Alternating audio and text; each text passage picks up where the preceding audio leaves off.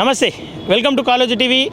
హైడ్రా ఏదైతే కొరడా కురిపిస్తుందో దాంట్లో భాగంగా ట్యాంక్ బండ్ ప్రాంతంలో ఉన్నాం. ప్రస్తుతం ఒకసారి అటు చూపి ట్యాంక్ బండ్కు కూతవేటు దూరంలో ఉన్నటువంటి ప్రసాద్ ఐమాక్స్ను కూల్చేయాలంటూ ఓవైసీ అధినేత అయినటువంటి నాయకులు గతంలో దీని మీద కామెంట్ చేసిన సందర్భం ఉంది. అది అందరికీ తెలిసిందే.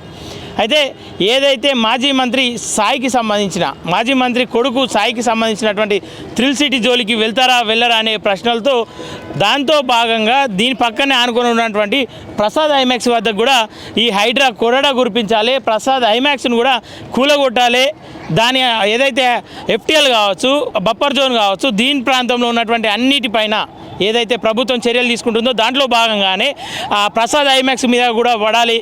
లేకపోతే చంద్రబాబుకు నీకున్నటువంటి చీకటి ఒప్పందం దీంతో తెల్లతెట్టమవుతుందని చెప్పేసి ప్రతిపక్ష నాయకులు అటు ఓదికు విమర్శిస్తున్న సంగతులు తెలిసిందే. ఏదైతే ప్రసాద్ ఐమాక్స్ ఉందో చంద్రబాబుకు సన్నిహితుడైనటువంటి వ్యక్తులు దీన్ని కట్టుకున్న సంగతి అందరికీ తెలిసిందే, తెలుగు రాష్ట్రాల్లో అందరికీ తెలిసిన సంగతి. ప్రస్తుతం దీన్ని జోలికి హైడ్రా వస్తుందా లేదా అనే ప్రశ్నల వర్షం అయితే కురిపిస్తూ ఉన్నారు.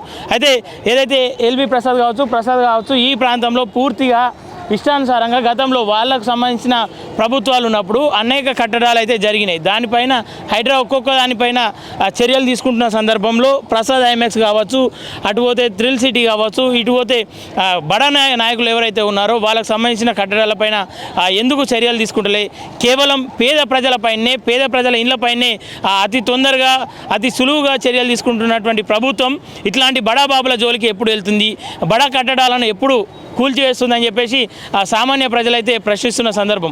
ప్రస్తుతం మనం ప్రసాద్ ఐమాక్స్ వద్ద ఉన్నాం. దీంట్లో కూడా ఈ బఫర్ జోన్లో ఉంటుంది, ఎఫ్టీఎల్ పరిధిలో ఉంటుందని చెప్తా ఉన్నారు.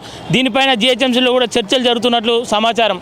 ఏదైతే దీనికి సంబంధించిన నివేదికను రంగనాథ్ గారు కోరారని చెప్పేసి దీన్ని కూడా ఒకవేళ ఎఫ్టీఎల్ పరిధిలో ఉంటే దీన్ని కూల్చివేసే సందర్భం ఉంటుందని చెప్పేసి ఒక వర్గం చెప్తా ఉంటే, ఇది చంద్రబాబు నాయుడుకు సంబంధించిన వ్యక్తిది కాబట్టి ఆయన శిష్యుడైనటువంటి రేవంత్ రెడ్డి దీనికి జోలికి ఓడు అనే ప్రశ్నల వర్షం మరోవైపు కురుస్తూ ఉంది.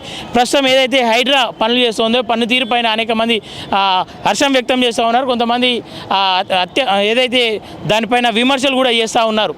ఆ విమర్శలను తిప్పికొట్టాలంటే ఫస్ట్ ఏదైతే హైడ్రా కమిషనర్ ఉన్నారో లేదంటే రేవంత్ రెడ్డి ప్రభుత్వం ఉందో ఇట్లాంటి బడాబాబుల పైన పడాలి, పేద ప్రజలను కొంతవరకు వాళ్ళకు సమయం ఇవ్వాలని చెప్పేసి ప్రతిపక్షాలు కోరుకుంటున్నాయి, అటు మీడియా వర్గాలు కూడా కోరుకుంటూ ఉన్నాయి. ప్రస్తుతం అయితే ప్రసాద్ ఐమాక్స్లో పరిస్థితి అయితే ఇది. దీని జోలికి వస్తారా రారా అనేది మరో ఎపిసోడ్లో చూద్దాం.